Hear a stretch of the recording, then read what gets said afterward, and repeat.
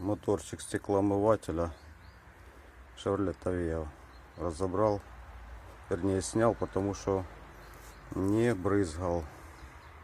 Ну, первое, что бросилось в глаза, это вот забитая сеточка. Я уже снял такую, как сопли какая-то такая пленочка была.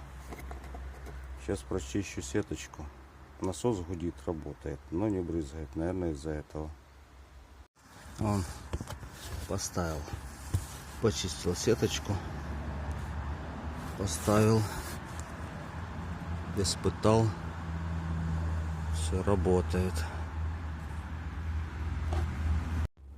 Все, омыватель исправлен, все брызжет нормально, поливает, насос исправлен.